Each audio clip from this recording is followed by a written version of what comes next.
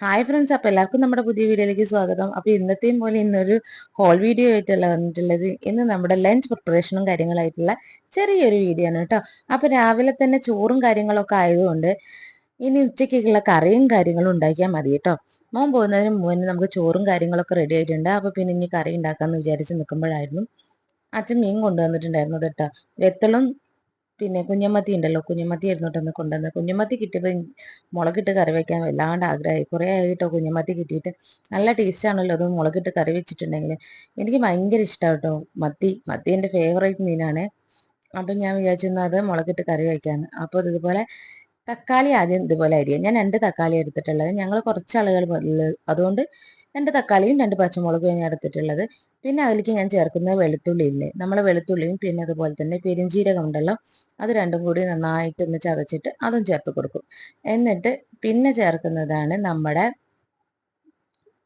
Favourite ആയിട്ടുള്ള ഒരു സാധനം കേട്ടോ, ഉലുവ. എല്ലാ കറിയിലും ചിക്കൻ കറിയിലും മീൻ കറിയിലും ഒക്കെ ഞാൻ ഉലുവ ചേർത്ത് കൊടുക്കുകയും ഭയങ്കര ഉലുവപ്രേമിയാണ്. അപ്പോൾ ഇതാ ഇഞ്ചിയല്ല വെളുത്തുള്ളിയും പിന്നെ നമ്മുടെ പെരുംജീരകവും ചേർത്തിട്ടുണ്ട്. പിന്നെ ഇതാ ഞാൻ പറഞ്ഞില്ലേ, ഞാൻ ഉലുവ എല്ലാ മീൻകറിയിലും ഇതിലൊക്കെ ചേർക്കുന്ന. അപ്പോൾ കുറച്ചൊരു ഉലുവ നല്ലൊരു ഫ്ലേവർ കിട്ടുകയും. അപ്പോൾ അതിന് വേണ്ടിയിട്ട് പിന്നെ മഞ്ഞൾപ്പൊടി മുളകും പൊടി അങ്ങനെ ഒരു സ്പൂണിൻ്റെ കണക്കൊന്നും എനിക്ക് പറയാൻ അറിയില്ല കേട്ടോ. കാരണം സ്പൂൺ കണക്ക് പറഞ്ഞാൽ ഞാനിട്ട് പറഞ്ഞു കഴിഞ്ഞാൽ ശരിയാവില്ല, അതാണ്. എനിക്ക് അങ്ങനെ ഒരു കണക്ക് നോക്കിയിട്ടൊന്നും ഉണ്ടാക്കാൻ അറിയില്ല. പിന്നെ കുറച്ച് മല്ലിപ്പൊടി കേട്ടോ, മുളകും പൊടിയുടെ അത്ര തന്നെ മല്ലിപ്പൊടി വേണ്ട. പിന്നെ ഒക്കെ നമ്മുടെ മുളകും പൊടി ആയാലും മഞ്ഞൾപ്പൊടി ആയാലും ഒക്കെ നമ്മൾ ഉണ്ടാക്കുന്ന കറി നമ്മുടെ കണക്കിലുണ്ടാവുമല്ലോ, അതിനനുസരിച്ചിട്ടാട്ടോ വേണ്ടത്. പിന്നെ അതിലേക്കൊരു അല്പം വെള്ളം ഒഴിച്ച് പിന്നെ നമ്മുടെ ഉപ്പ് ഇട്ട് കൊടുത്ത് പിന്നെ ഞാനവിടെ കുറച്ച് നേരമായിട്ട് പുളി വെള്ളത്തിലിട്ട് വെച്ചിട്ടുണ്ടായിരുന്നു. നമ്മളൊക്കെ ഇവിടെ വാളംപുളിയാണ് കേട്ടോ ഉപയോഗിക്കുക കറി വയ്ക്കാൻ. ചില ഭാഗത്തൊക്കെ കുടംപുളി ഞാൻ കണ്ടിട്ടുണ്ട്. ഇവിടെ കുടംപുളി കിട്ടും, പക്ഷെ ഇവിടെ ആർക്കും ഇഷ്ടമല്ല കുടംപുളിയിൽ കറി വയ്ക്കുന്നത്. കൂടുതലും വാളംപുളിയിൽ കറി വെക്കാനാണ് ഇഷ്ടം കേട്ടോ. അപ്പൊ ഞാനിതാ അത് നന്നായിട്ട് പിഴിഞ്ഞെടുക്കുകയാണ് അവിടെ ഇരുന്നിട്ട്. നല്ലോണം പിഴിഞ്ഞെടുത്തിട്ട് അതിന്റെ മുഴുവൻ സത്ത് എടുക്കണം കേട്ടോ. പണ്ടൊന്നും ഞാനിതുപോലെ അത് മുഴുവൻ പിഴിഞ്ഞെടുക്കില്ല. എന്നിട്ട് ഞാൻ പറയും, നീ പിഴിഞ്ഞാൽ പിന്നെയും ഞാൻ ഇന്ന് പിഴിയാന്ന് പറയും. അങ്ങനെ ഞാൻ അതൊക്കെ പിഴിഞ്ഞ് കറിയിൽ കൊടുത്തു. അതിന് ശേഷം പിന്നെ നമ്മൾ എന്ത് ചെയ്യണം എന്ന് വെച്ചിട്ടുണ്ടെങ്കിൽ, ഈ വെച്ചിട്ടുള്ള എല്ലാ കഷ്ണങ്ങളും ഉണ്ടല്ലോ, നമ്മളിപ്പോൾ എല്ലാ കൂട്ടി വെച്ച മസാല എല്ലാം കൂടി ഇതുപോലെ കൈ നന്നായി കഴുകിയിട്ട് വേണം കേട്ടോ. നിങ്ങളുടെയൊക്കെ കൈ നന്നായി കഴുകിയതിന് ശേഷം വേണം ഇതുപോലെ ഒന്ന് തിരുമ്മി കൂട്ടിയെടുക്കുക എന്ന് പറയും നമ്മളിത്.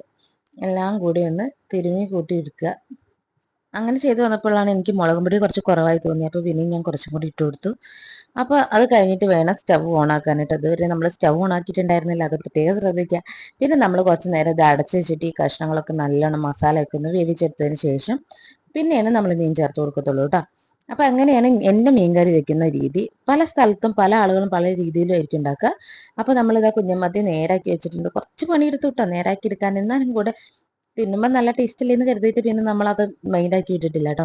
പിന്നെ ഞാൻ കുറച്ച് വെത്തലും കുറച്ച് മത്തിയും കൂട്ടിയിട്ട് വറുത്തെടുക്കാമെന്ന് വിചാരിച്ചു. ഉപ്പേരിക്ക് അവിടെ കായും പയറും എടുത്തിട്ടുണ്ട്. അപ്പം ഞാനിതാ ഇങ്ങനെ എന്നിട്ട് മീൻ വറുക്കുക, കുറച്ച് മഞ്ഞൾപ്പൊടി മുളകും പൊടി പിന്നെ ഇതുപോലെ വെളുത്തുള്ളി ഇഞ്ചിയും കൂടി ചേർത്തിട്ട് അതിൽ പെരുംജീരകവും ഇതുപോലെ ഇട്ട് വയ്ക്കും കേട്ടോ. കുറച്ച് കുരുമുളകും ചേർക്കും മീൻ വറുക്കുമ്പോൾ, നല്ലൊരു എരി കിട്ടാൻ വേണ്ടിയിട്ടാട്ടോ. മുളകും പൊടിക്ക് എരി കുറച്ച് കുറവാണ്. അപ്പോൾ നമ്മുടെ കറിയിലെ കഷ്ണങ്ങളൊക്കെ വെന്തപ്പോൾ ഇതുപോലെ ഇതാ മത്തി ചേർത്ത് കൊടുത്തിട്ടുണ്ട്. മത്തി ചേർത്ത് ഇനി നല്ലോണം ഒന്ന് തിളച്ച് വന്നിട്ടുണ്ടെങ്കിൽ നമ്മളെ കറി ശരിയായിട്ടോ. അപ്പോൾ ഉപ്പൊക്കെ ഉണ്ടോയെന്ന് ഇടയ്ക്കിടയ്ക്ക് ഞാൻ ടേസ്റ്റ് ചെയ്തുകൊണ്ടിരിക്കും. മത്തിക്കറി എന്ന് വെച്ചാൽ അവിടെ ഞാൻ എൻ്റെ ജീവൻ കളയും മക്കളെ, എൻ്റെ ജീവൻ കളയും. അത്രയ്ക്ക് ഇഷ്ടമാണ് എനിക്ക് മത്തിക്കറി. മത്തിയും പൂളയും കൂടി ആണെങ്കിൽ പറയും വേണ്ട, എത്ര വേണമെങ്കിലും ഒരു പറ ചോറ് വരെ ഞാൻ ഇരുന്ന് തിന്നും മത്തിക്കറി ഉണ്ടെങ്കിൽ. ഇപ്പൊ ഒന്ന് ബാക്കിലേക്ക് ആയിട്ടോ. ആദ്യമൊക്കെ ഭയങ്കര ഒരു അഡിക്ഷൻ ആയിരുന്നു എനിക്കത്. അപ്പൊ അതാ നമ്മുടെ കറി ആയിട്ടുണ്ട്. അപ്പൊ ഇനി ലാസ്റ്റ് ഞാൻ എന്ത് ചെയ്യുന്ന വെച്ചാല് വറവിടില്ല കേട്ടോ. എനിക്ക് ഈ കറി വറവിടുന്നതിനേക്കാളും കൂടുതൽ ഇഷ്ടം ലാസ്റ്റ് ഇതുപോലെ കുറച്ച് നമ്മുടെ പച്ച വെളിച്ചെണ്ണ ഉണ്ടല്ലോ, പച്ച വെളിച്ചെണ്ണ ആ കറിയിൽ അങ്ങോട്ട് തൂവി കൊടുത്താൽ കറിക്കൊരു മണം വരാനുണ്ട് എൻ്റെ സാറേ. ചുറ്റുള്ളതൊന്നും കാണാൻ പറ്റൂല എന്ന് പറയില്ലേ, ആ ഒരു അവസ്ഥയാണ്. അപ്പൊ തന്നെ ഇരുന്ന് ചോറ് തിന്നാൻ തോന്നുന്നു എനിക്ക്. മീൻ എൻ്റെ ഫേവറേറ്റ് ആട്ടോ. ചിക്കനെക്കാളും കൂടുതൽ എനിക്ക് ഏറ്റവും ഇഷ്ടം എപ്പോഴും മീൻ കറി, മീന്. അപ്പൊ അത് കഴിഞ്ഞപ്പോൾ ഞാൻ ഇതാ നമ്മുടെ കറി വെളിച്ചെണ്ണ ഒഴിച്ച് സെറ്റ് ആയിട്ടുണ്ട്. ഇനി ഞാൻ ഉപ്പേരി ഉണ്ടാക്കാൻ പോവാണ് കേട്ടോ. കായും പയറും കൂടി ഉപ്പേരി വയ്ക്കാണ്. അപ്പൊ ആദ്യം ചീനച്ചട്ടി അടുപ്പത്ത് വെച്ചതിന് ശേഷം അതുപോലെ നമ്മൾ എണ്ണ ഒഴിക്കുക. ഇവിടെ കടുക് പൊട്ടിച്ചിട്ട് അതിലാണ് കേട്ടോ നമ്മൾ ഉപ്പേരിയൊക്കെ ഉണ്ടാക്കുന്നത്. ചില സ്ഥലത്ത് ഞാൻ കണ്ടിട്ടുണ്ട് ചെറിയ ഉള്ളി വെളുത്തുള്ളിയൊക്കെ മുളകൊക്കെ പൊട്ടിട്ടിട്ട് കുത്തിച്ചേർച്ചിട്ടുണ്ടാക്കുന്നത്. നമ്മളിവിടെ വെറും കടുകിൽ പൊട്ടിച്ചിട്ടുള്ള ഉപ്പേരികളാണ് ഉണ്ടാക്കാറ്. അപ്പോൾ ഇതാ കടുക് പൊട്ടി വന്നപ്പോൾ ഞാൻ പെരിയ കഷ്ണങ്ങളൊക്കെ കൂടെ ഇട്ട് ഉപ്പിട്ട് എന്നിട്ട് ഒരു പാത്രം കൊണ്ട് അടച്ചു വെക്കും കേട്ടോ. അങ്ങനെയാണ് ഞാൻ ഉപ്പേരി ഉണ്ടാക്കിയെടുക്കാറ് കേട്ടോ. അതാകുമ്പോൾ ചെറിയ ഫ്ലെയിമിൽ വെച്ചിട്ട് നല്ല ടേസ്റ്റ് ഉണ്ടാവും. ഞാൻ വെള്ളം ഒഴിച്ചിട്ടൊന്നും ഉപ്പേരി ഉണ്ടാക്കാറില്ല കേട്ടോ.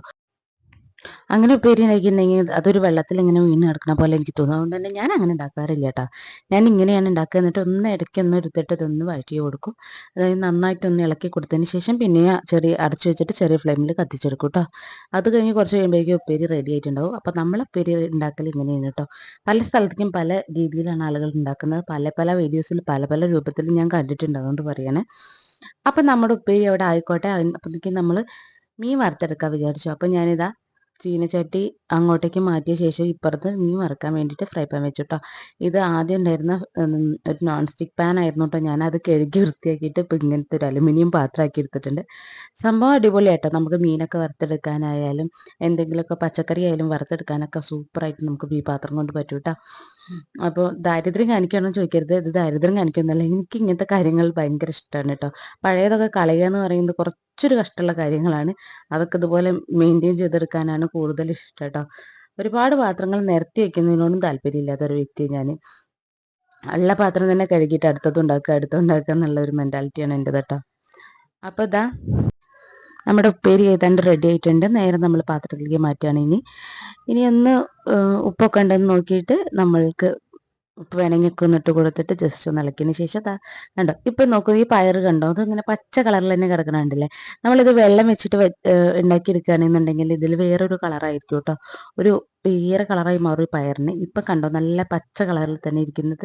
അങ്ങനെ കിട്ടണമെങ്കിൽ ഇത് വെള്ളം ഒഴിക്കാണ്ട് എണ്ണയിൽ തന്നെ വേവിച്ചെടുക്കണം കേട്ടോ. അതാകുമ്പോൾ കൂടുതൽ ടേസ്റ്റും കൂടുതലായിരിക്കും. അപ്പം നമ്മുടെ മീൻ ഇതാ ഇവിടെ വറുത്തിട്ട് വരുന്നുണ്ട്. ആയിക്കൊണ്ടിരിക്കുകയാണ് കേട്ടോ. ഒരു പുറം ആയി തുടങ്ങി. അപ്പം ഞാൻ ഇത് അടച്ചു വെച്ചിട്ടാണ് വേവിക്കുന്നത്. കാരണം പെട്ടെന്ന് നമുക്ക് വെന്ത് കിട്ടുകയും ചെയ്യും. കുറച്ച് എണ്ണയും മതി. അപ്പം ഞാൻ കുറച്ച് കറിവേപ്പിൻ്റെ ഇലയൊക്കെ ഇട്ടെടുത്തിട്ട് നല്ല സ്മെല്ലൊക്കെ വരാൻ വേണ്ടി കുറച്ച് കറിവേപ്പിൻ്റെ ഇല ആദ്യം ഇട്ട് കൊടുത്തിട്ടുണ്ട്.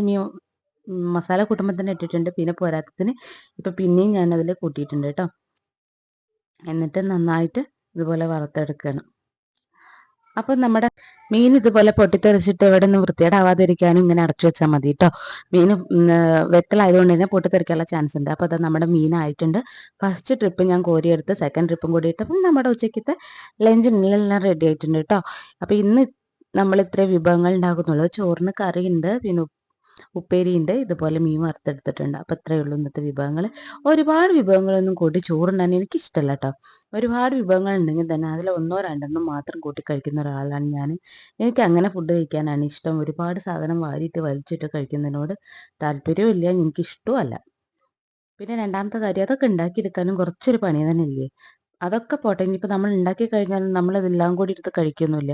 ഒരു മനുഷ്യൻ്റെ വയറ് നിറയാൻ അത്യാവശ്യത്തിന് ഒരു നല്ലൊരു കറിയും ഒരു ഉപ്പേരി ഉണ്ടെങ്കിൽ തന്നെ ധാരാളമാണെന്നാണ് എൻ്റെ ഒരു കണക്കൂട്ടൽ. ഇനിയിപ്പോൾ ഉപ്പേരി വേണ്ടാത്തവരാണെങ്കിൽ അവർക്ക് മീൻ വറുത്തതായാലും എന്താ പറയുക, നമുക്ക് ഭയങ്കര ലക്ഷറി ഫീൽ ആയിരിക്കും. എനിക്കൊക്കെ അങ്ങനെയാണ് കേട്ടോ.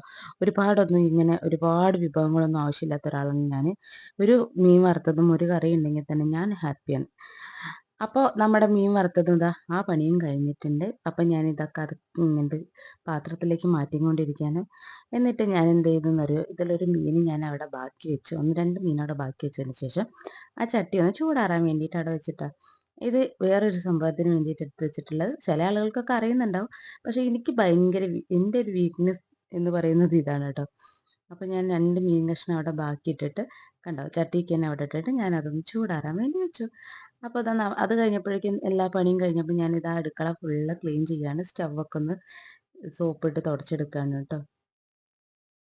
എനിക്കാണെങ്കിൽ സ്റ്റവിൽ ഇങ്ങനെ പൊട്ടിത്തെറിച്ചൊന്നും ഇഷ്ടമല്ല കാണുന്നത്. അപ്പോൾ അതിന് നന്നായി ക്ലീൻ ആവണമെങ്കിൽ ഇതുപോലെ നല്ലൊരു ലിക്വിഡ് വെച്ചിട്ട് ഇതുപോലെ തുടച്ചെടുക്കുകയാണെങ്കിൽ നമ്മുടെ കിച്ചൺ എപ്പോഴും നീറ്റ് ആൻഡ് ക്ലീൻ ആയിട്ട് ഇരിക്കും. ഇല്ലാന്നുണ്ടെങ്കിൽ ഞാനൊരു സൊല്യൂഷൻ ഇതുപോലെ ഉണ്ടാക്കിയിട്ടുണ്ട്. അതാണ് ഞാൻ അധികം യൂസ് ചെയ്യാറ് കേട്ടോ. അപ്പോൾ ചൂട് അടുപ്പായതുകൊണ്ട് തന്നെ അപ്പം തന്നെ ഞാൻ ഉണ്ടാക്കുക. അതാണ് ഇടയ്ക്ക് പുകയൊക്കെ പാറണം കേട്ടോ. ഈ ഭാഗത്തത്തെ അടുപ്പിൻ്റെ ചൂട് മാറിയിട്ടില്ല. പാത്രങ്ങളൊക്കെ ഒഴിച്ചപ്പോൾ തന്നെ ഞാൻ നേരെ സ്റ്റവ് കഴുകാൻ നിന്നു.